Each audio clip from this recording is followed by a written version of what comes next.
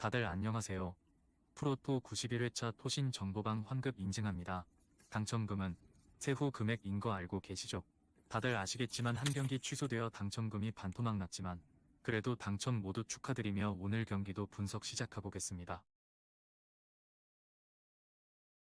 첫 번째 경기 울산현대 대 광주FC 분석 시작해 보겠습니다.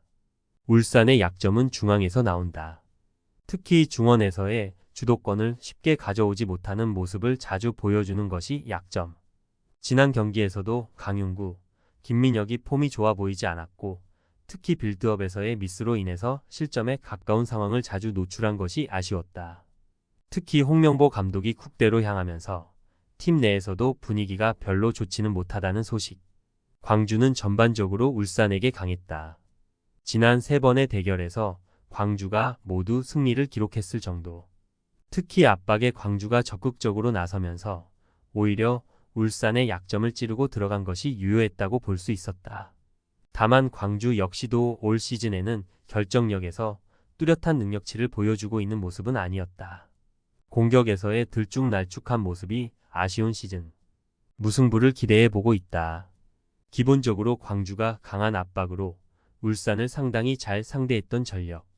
울산의 중앙 장악력이나 전반적인 압박 대응 능력은 꾸준히 약점으로 지목이 되어 왔다. 그나마 광주의 결정력도 아주 뚜렷한 편은 아니라는 점이 광주의 승리를 망설이게 하는 요소다. 두 번째 경기 포항 스틸러스 대 강원FC 분석 시작해 보겠습니다.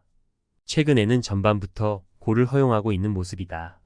그나마 인천 상대로는 전반전에 실점을 면했지만 당시에도 인천에게 골을 결국 허용하는 등 포항의 수비가 아주 안정적인 상황은 아니다. 다만 포항의 기세는 전반적으로 후반에 드러나는 편. 오베르단의 전진 패스나 최근 홍윤상이 날카로운 움직임으로 상대 공간을 침투하는 등 공격력에서의 힘은 그다지 떨어진 느낌은 아니다. 강원이 가진 압박의 힘은 여전히 유효하다고 본다. 다만 결국 후반에 떨어지는 에너지 레벨이나 실점 커버 능력이 문제. 올 시즌 전반에는 두 경기당 한 골 정도의 실점률을 기록하고 있지만 후반에는 1.00골의 실점을 경기마다 평균적으로 내주고 있다. 장마철이고 강원도에서 포항으로 넘어가는 꽤 긴 일정도 강원 입장에서는 부담이 될 것. 포항 승리 정도를 기대해보고 있다. 기본적으로 포항도 최근에는 실점의 빈도 자체가 꽤 잦은 상황. 하지만 후반전에 강한 면모가 있고 강원 역시 에너지 레벨이 떨어지는 후반에는 압박 강도와 수비적인 집중력이 떨어진다. 적어도 포항이 최근 득점력에서는 문제를 드러내는 모습은 아니다. 세 번째 경기 전북현대 대 제주유나이티드 분석 시작해 보겠습니다. 여전히 늪에서 빠져나오지 못하고 있다. 김두현 감독이 꼴찌를 탈출하기 위해서 상당히 실리적인 접근을 하기도 하는데 공격도 수비도 모두 애매해진 상태. 특히 지난 경기에서는 홍정호가 나온 상황에서도 두 골의 실점이 나오는 등 여전히 세 판을 짜야 하는 전북의 수비진은 구멍이 가득한 상태. 사실 역습 성향에서도 윙어들에게 전개를 맡기는 듯한 해조 축구 성향이 강해 다른 팀들이 대응이 어렵지 않다는 평이다. 서울이 어느 정도 패착을 두어준 덕에 3-2로 승리를 기록했다. 투톱 전술이 제주에게 중원에서의 자유를 어느 정도 부여한 것. 하지만 제주의 전개는 이탈로가 막히면 거의 할 수 있는 것이 없다는 평이 중론이고 지난 라운드 기준으로도 중원에서의 패스 수치는 11위에 그치기도 했다. 사실 이탈로도 공격에서의 정권을 가지기에는 타박한 면모가 강하다는 평. 이 때문에 투톱 중 한 명이 너무 많은 부하를 가지게 되는 등 부작용이 크다. 무승부 가능성을 기대해보고 있다. 전북의 현재 기조 자체가 애매한 상황이라고 보고 있고 제주 역시 지난 경기에서의 득점력을 재현하기에는 중앙에서의 전개 능력이 상당히 투박한 편이다. 네 번째 경기 FC 서울 대 대전 시티즌 분석 시작해 보겠습니다. 대전을 상대로는 약했다. 특히 지난 경기에서 투톱을 세웠다가 미드필더 장악력이 떨어진 것이 제주 전 패배로 이어지기도 했는데 대전을 상대로도 비슷한 면모를 보여주던 편.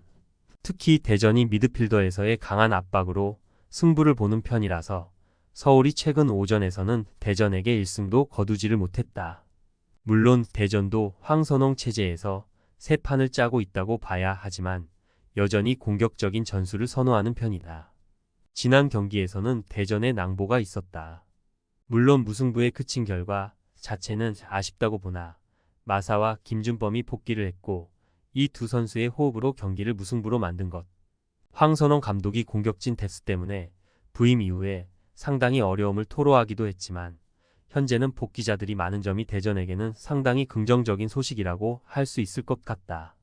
기본적으로 서울이 대전 상대로는 약한 편인데 서울의 미드필더 역량이 투톱을 가동하는 공격적인 상황에서는 문제가 되는 편이다.